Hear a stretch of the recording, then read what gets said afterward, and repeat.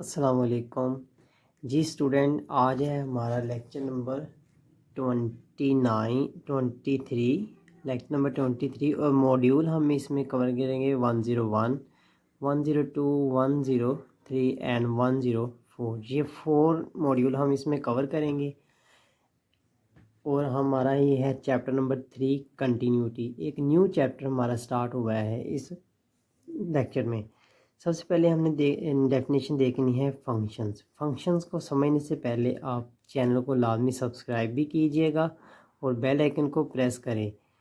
तमाम student subscribe नहीं करते, इसलिए सब्सक्राइब लाजमी कीजिएगा और बेल आइकन को भी प्रेस करें। फंक्शन एक्चुअली क्या चीज़ है? फंक्शन का दूसरा नेम है हमारे पास फार्मूला। फार्मूला ही फंक्शन है। इसको समझने के लिए आप एग्जैक्टली फंक्शन की ये है हमारे पास definition y is equal to f of x.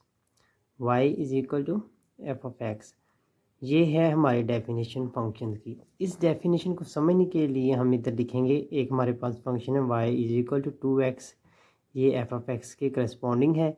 अगर हम कहें कि x की वैल्यू और y की वैल्यू हमने इधर लिखनी हो तो कैसे लिखेंगे हम x और y की वैल्यू? देखो, x की वैल्यू अगर हम कहेंगे 1 है तो 2 आ जाएगी y की वैल्यू, x1 y की 2, ये हमारे पास एक फार्मूला जनरेट हो गया। अगर हम कहेंगे x की वैल्यू 2 है, x की वैल्यू 2 है तो y की वैल्यू कितनी हो जाएगी? 2 मल्टीप्लाई बाई 2 4। अगर x की वैल्यू 3 है तो y की वैल्यू कितनी हो जाएगी? 3 6। ये हमारा फार्मूला है जो कि एक मखसूस वैल्यू हम x की गिवन करें तो हमारी आउटपुट चेंज हो जाए। ये हमारी है फंक्शन। तो ये हमारी जो गिवन वैल्यूज़ हैं, जो कि हम गिवन वैल्यू 1 2 3 दिए गए हैं, ये है हमारी डोमेन। डोमेन हम उस तमाम वैल्यू को कहेंगे जो कि हम गिवन वैल्यू इस फंक्शन में अप्लाई कर सकते हैं। इस गिवन इक्वेशन में हम negative infinity to positive infinity तक हम वैल्यू अप्लाई कर सकते हैं। तो इसकी कहेंगे ये डोमेन होगी। रेंज इसकी क्या है? ये भी रेंज भी इसकी negative infinity to positive infinity of multiple 2 होगी, ये इसकी रेंज है। रेंज और डोमेन का भी आपको समझ आ गई है, उम्मीद है। तो अब नेक्स्ट हमारे पास ये है real valued function. Real value function ऐसा फंक्शन होगा जिसकी डोमेन एंड रेंज भी both subset of a real number. Real values functions की डोमेन एंड रेंज वो भी क्या होगी? डोमेन रियल वैल्यू होगी और हमारी रेंज भी रियल वैल्यूज फंक्शन ही होगा। नेक्स्ट हमारे पास एक है एग्जांपल्स फंक्शन की। हमारे पास जनरल एग्जांपल है एक्स स्क्वायर है, इसके हम कहेंगे डोमेन क्या है? Negative infinity to positive infinity. Negative infinity to positive infinity का मतलब क्या है? ये हमारे पास एक रियल लाइन है, ये नेगेटिव इन्फिनिटी है, ये है पॉजिटिव इन्फिनिटी, ये है ज़ीरो। तमाम इसके अंदर रियल लाइन के अंदर जो वैल्यूज़ हैं इसको हम कहेंगे नेगेटिव एंड पॉजिटिव इन्फिनिटी।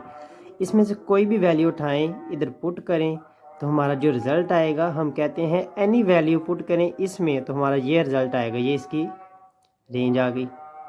फिर हम एनी वैल्यू इससे उठाएं, इधर पुट करें तो हमारी साइन फंक्शन की वैल्यू ये आ जाएगी। साइन फंक्शन का ग्राफ भी यही होता है, नेगेटिव टू पॉजिटिव, ये -1, ये +1, नेगेटिव से पॉजिटिव। सेम इसी तरह ये एक्सपोनेंशियल फंक्शन की रेंज ये आ जाएगी। इसके बाद हमारे पास ये है एक न्यू फंक्शन दिया गया है x square is equal to f of x. इस फंक्शन को हम इस फॉर्म में भी लिख सकते हैं, f of x is equal to x square root. इस फंक्शन की हम देखते हैं क्या कहा गया, does not define a function except on the singleton set. अगर हम इधर एक्स 0 पुट कर दें तो वैल्यू भी 0 आ जाएगी, तो हम इसको कहेंगे it doesn't explain if x less than 0 no real number satisfies the. अगर ये वैल्यू लेस देन 0 मतलब कि नेगेटिव वैल्यू हो तो ये हमारा इमेजिनरी नंबर आ जाएगा। तो ये ग्रेटर देन 0 के लिए फंक्शंस है जिसकी डोमेन भी ग्रेटर देन 0, 0 से greater than 0 to positive infinity आएगी और वैल्यूज़ हमारी ये फंक्शन होगा। Similarly condition g f x function same दिया गया, उसके लिए भी हमारे पास सिमिलर कंडीशंस होगी।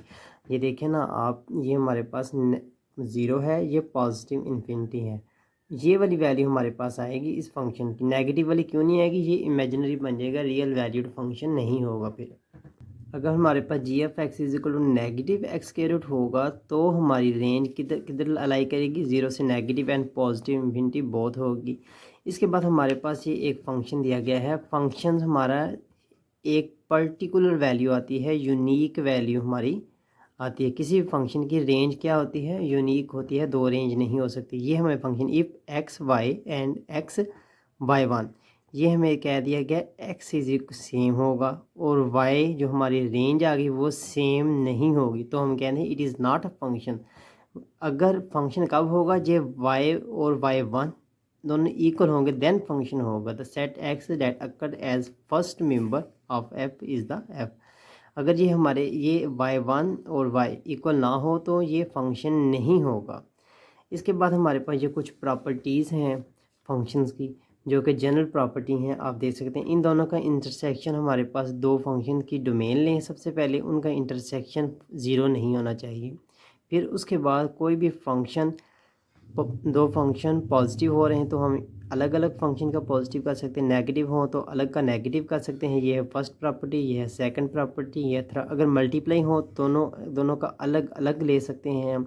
अगर डिवाइड हो तो दोनों का अलग अलग डिवाइड कर सकते हैं। ये जैसे डेरिवेटिव इंटीग्रेशन वगैरह हम अलग अलग करते हैं, सेम एज इट इज़ ये हम अलग अलग कर सकते हैं। अब हम एग्जाम्पल करके देखेंगे तो हमें पता चलेगा इस प्रॉपर्टीज़ का। हमें एग्जाम्पल में गिवन क्या है, हमें फाइंड आउट ये चीज़ के फर्स्ट सेकंड थर्ड और फोर्थ प्रॉपर्टी सेटिस्फाइड करनी है। और एग्जांपल में गिवन क्या है, एफ ऑफ एक्स है और जी एफ एक्स है।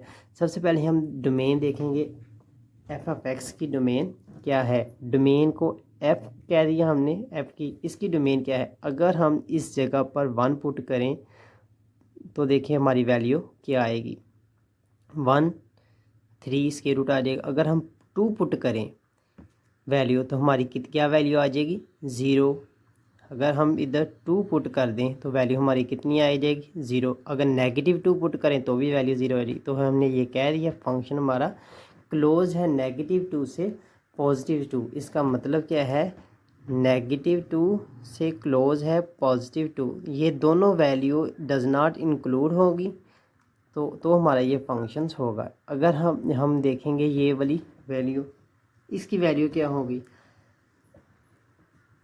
जी एफ एक्स की। इस जगह पर आप लिखें 1 तो ये 0 हो जाएगा। फिर इस जगह पर हम 2 लिखेंगे तो ये वैल्यू हमारी कोई ना कोई वैल्यू आ जाएगी फंक्शन की। अगर हम 3 लिखेंगे, अगर सिर्फ हम 1 नहीं लिख सकते तो हम कहेंगे 1 डज नॉट इंक्लूड, कि ये हमने ये क्लोज इंटरवल होता है जो वैल्यू हमारे पास इंक्लूड नहीं है, मगर उससे बड़ी वैल्यू हमारे पास इंक्लूड है। इसका मतलब 2 इंक्लूड है, 3 अप टू पॉजिटिव में इन्फिनिटी। ये हमारी डोमेन है। इन दोनों का इंटरसेक्शन लिया, 1 और 2 दोनों में कॉमन था, ये आ गया।